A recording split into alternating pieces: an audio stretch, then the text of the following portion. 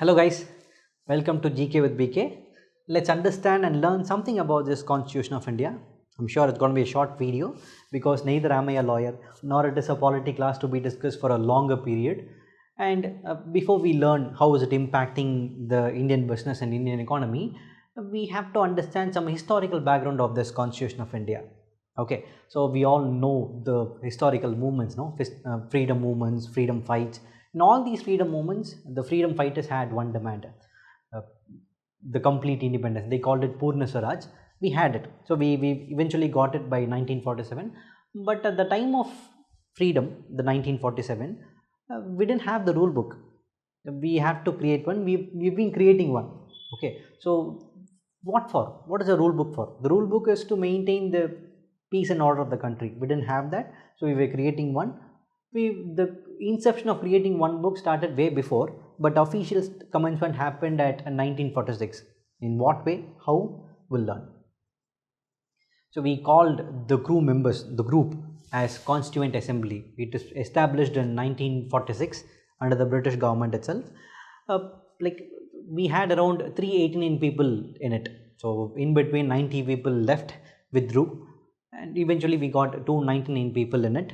Now all these people were separated as a group. We called the group as committees. 22 committees were there, and out of which 8 were major. Out of 8 major, one was drafting committee. We all know the drafting committee's chairman was Dr. B.R. Ambedkar.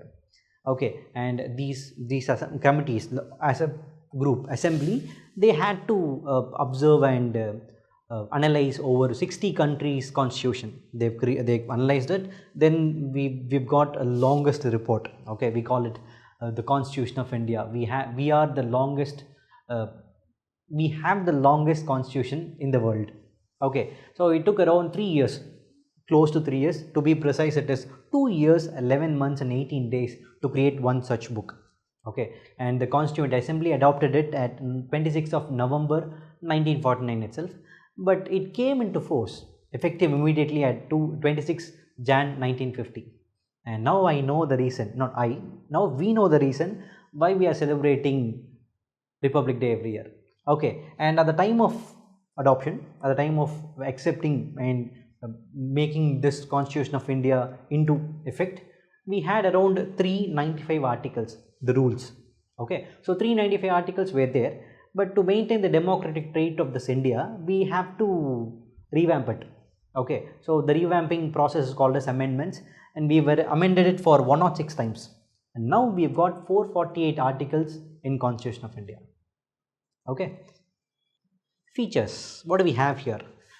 Federalism with strong central government. This means state government and central government should go hand in hand with power dynamics. They could discuss and decide what should be done, what should not be done for the betterment of India. But at times, in matters of national importance, the central government can take charge. The best example I could say is emergency period between 1975 and 1977. Classic example. Then fundamental rights. Every human being in India has a right to live freely, talk, express his or her own opinion without any discrimination, like against caste, religion, race, or even gender. Okay, provisions for the social justice and equality. These provisions abolished plenty of things. I could say untouchability, zamindari system, what do we have, slavery system. These things and all abolished by means of the provision, and only after the zamindari system is gone, eradicated, the agricultural lands came under the control of state governments, and GDP got boosted up. Okay, then directive principles of state policy.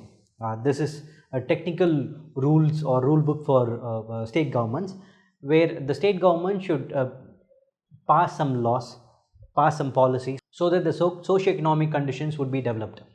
Okay, so in simple words, I could say fundamental rights are the toolkit or the shield to protect every human being in India, and DPSP, Directive Principles of State Policy, is technical roadmaps for the central government or state governments to development of India, technically the socio-economic development.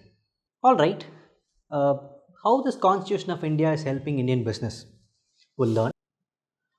Article 19 ensures that any person in India has a right to create any association, form a group, unions, or has a right to start his own business, carry out any trade, any profession.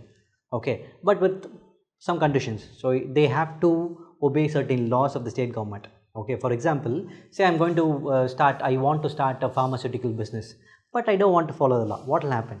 Two things I could say, major things. One, I could exploit all the resources of the state of a particular area where I'm starting my own business.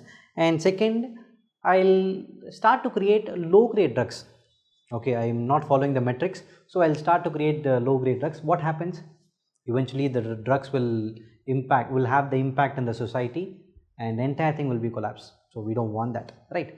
So suppose you have a proper business plan and you have the conviction to help the society as well as your own self and help the Indian economy to grow, the Constitution of India will always say, be my guest.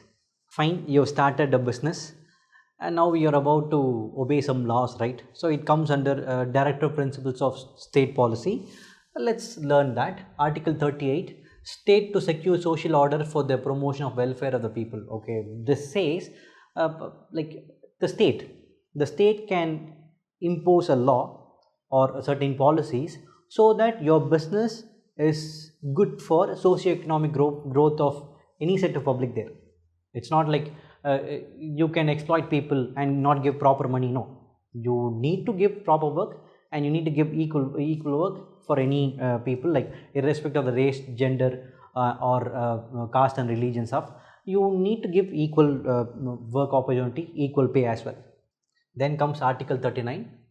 So adequate means of livelihood, material resources, non-consideration of will, equal pay for equal work, health, business occupation, no exploitation. Okay, what does it mean?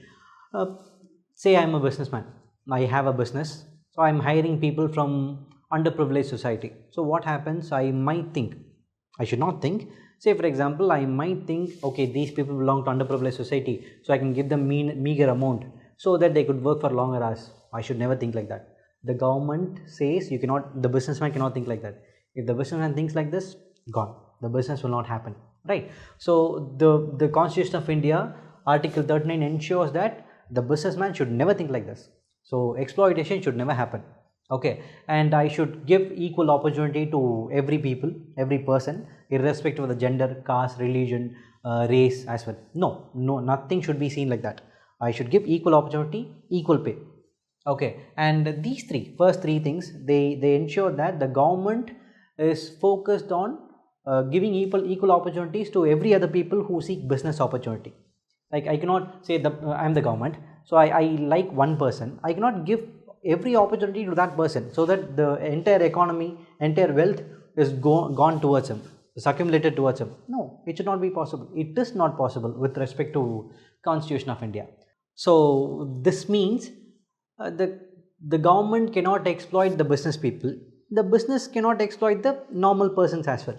Okay, then comes Article 43B. Okay, this ensures you can create a cooperative societies, cooperative movements. Okay, so you can say you have a small business, but you need to have like-minded people so that your business can grow, which means the economy of India will also grow. If you think like that, you can have a group of like-minded people, start a cooperative business. This happens exclusively in rural parts of India, so this happens a lot. Okay, then comes Article 46, promotion of educational and economic justice of SC, ST and OWS. Okay, other weaker section.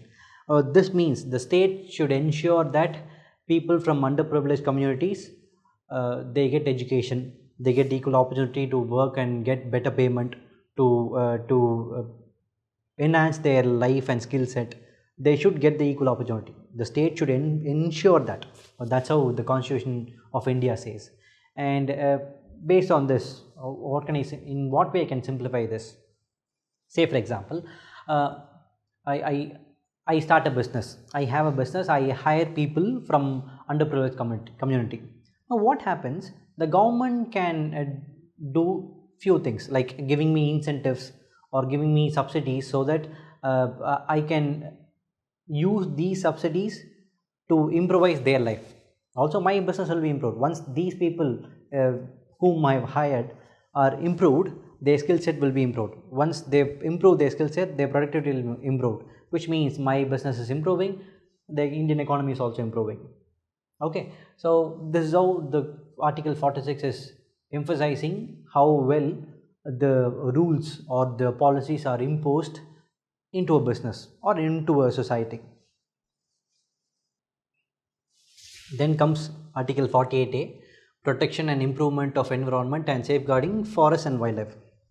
This means, suppose I am starting a business, I should be focused on eco-friendly things, eco-friendly business, or I have to balance the damage, which means say I am having a small factory which is leaving out the toxic waste. So it is I should make sure that the toxic waste is recycled so that the damage is lessened, or I have to create a new say a small forest so that this damage is being balanced there. Okay, and yep, we're almost done. Last but not the least, where did I refer all these things? So I have referred from the book The Constitution of India, from the legislative.government.in. It's a pure government website. So like I've gone there, the right top corner there is Constitution of India book. I've looked at the PDF, I've just taken the notes, I'm doing it and leaving you with a question. Say you're about to start a business. Okay, so you have the perfect business plan, everything is picture perfect, you're ready to obey the state government laws, and you're okay to rejig the business ideas as well, but the government is not allowing you to do the business. Even though it is picture perfect, the government is not allowing, the state government is not allowing. That's your first bottleneck. At the beginning itself there is a bottleneck. How do you tackle that? There is one article in Constitution of India that prevents you to have this kind of bottleneck. Okay, what is that article?